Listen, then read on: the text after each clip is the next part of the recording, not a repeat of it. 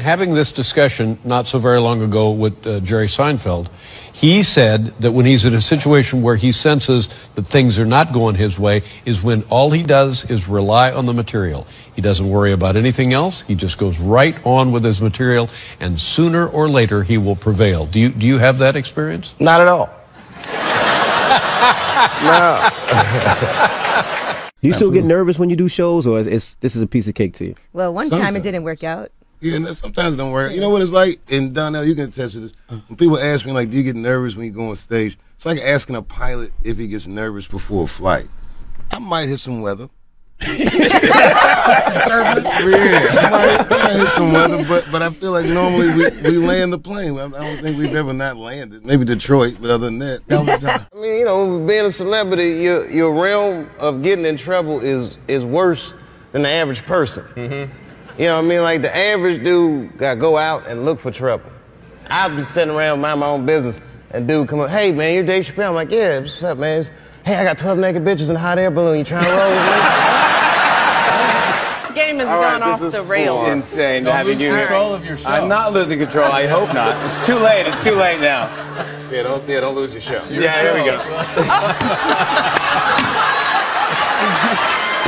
I feel very lucky that I got to know him. Mm-hmm.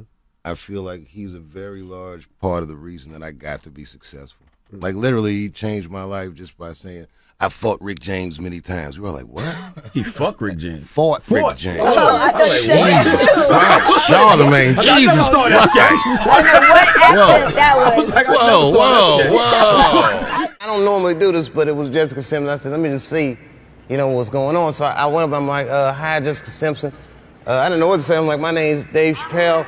I was like, I'm on TV too. Yeah. And she was like, I know who you are. And I was like, I knew it, bitch. I didn't say that to her. So did you go to a psychiatric hospital? In South Africa? Yeah. Who? I'm only asking because I need to ask. I gotta get people thinking, all right, who goes from America to Africa for medical attention? The reason most people have a show and then don't have a show is because they say, well, we don't want you to have a show anymore. But that wasn't the case here. The case here was I guess you said, I don't want your show anymore, and you took a hike. It's worse than that. It's worse? Yeah. Well, now, are you tired of talking about it? It's 10 years, of course you're tired of talking about it. I don't talk about it. It's like, you know, I just, you know. Listen, here it is. Technically, I never quit. I'm 7 years late for work.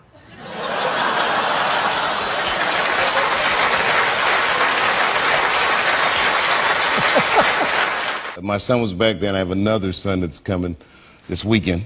Oh yeah? Yes, we're gonna have a swell time. Did they enjoy living? Did they enjoy living in Ohio? Yeah, they don't know any different. Like, they love it. You know. He didn't mean it like that. He didn't mean it like that. I sat back down. As a matter of fact, I was finishing my soup up, and she was leaving. This was crazy. She came up to me as she was leaving. She was like, bye, Dave Chappelle. It's nice to meet you. And she gave me some sugar, just a little. She gave you a kiss? Yeah, which was crazy, because I opened my mouth a little bit. I was in Portland, Maine. Mm-hmm. Oh, do you remember that? And, yeah. And I was walking in a mall, and I guess you guys had been there an hour before me, so they just thought I was like a lost route. They were like,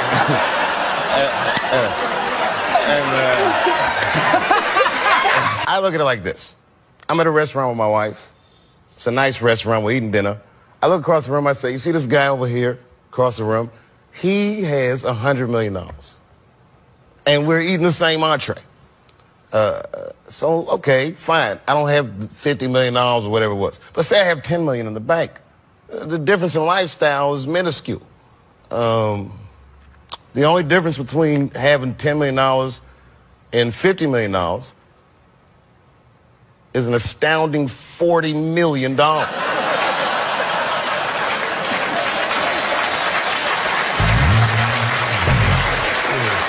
old were you when you started? I was 14. Your mom let you go gig at 14? She used to have to take me in the beginning. I can't really say it on television. She would critique my act on the drive home, which was a very long ride. You don't want to hear your mom say, like, those jokes need to be cut and all that stuff. I saw your baby, very nice. Got babies. How old's the baby now? He's 18 months now. Oh, that's very cool. He can't quite talk yet, but that's what I'm waiting for. Yeah. For him to talk. Yeah. Because whenever you ever had a conversation with a guy that lived in your balls, you know?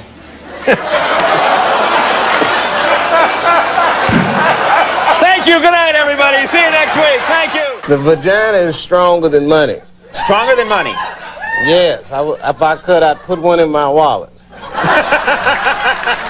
I would get a whole new wardrobe. And then I go to pay for it and say, this is going to be cash or charge. And I say, I'll pay with my vagina. You just take that in the bank and process it. So what happens? You get out of the police station. Well, I go there, you know, I believe the fear is that, you know, the police, you don't want to go in there because, oh, while you're here, you might fit a description. Why don't you come back here and we'll process it? I don't want to get put in the lineup, you know. You know the lineup. I know the lineup, yeah. And especially if it's one of them good lineups where all the guys kind of look like you. I don't know. He'd be in the line like, oh, my God, they do kind of look like me. Yeah. Were you actually in the lineup? Oh, yeah, I've been in the lineup before. I would try to change my face and stuff like, you know. And a lady actually almost picked me. She was like, wait a minute, this guy, he looks familiar. It's like, bitch, I've been on television. Be careful, man. You know, I learned about London. I didn't know they called cigarettes fags over there. Yeah, you got to kind of know that before you go. Yeah, I was in a bar and the guy came up to me. I'm dying for a fag. Like, ugh, man. Why are you telling me this? Like, am I in the wrong bar? How old is your baby? Nah, yeah. How old is your baby? She's 2. Oh, okay. She's too old for my baby to fight. To fight? Yeah. What are you talking about? I like baby fights. I like to put them. I like to have them in there with other babies and just mix it up. She's the wrong week. The whole Black History Month, I was down south. I know it's crazy. I was scared to go, you know. And I got there and it was not scary at all. It was nice there. Right. And I mean, not to say they don't have racism, but they're comfortable with their racism. Right. You know, morning, nigger. Morning, sir. Boy, that was good. How old were you when you made your first TV development deal? 19. My mother and my grandmother were freaked out. You know, I was the first person in my family not to go to college that had not been a slave. Right.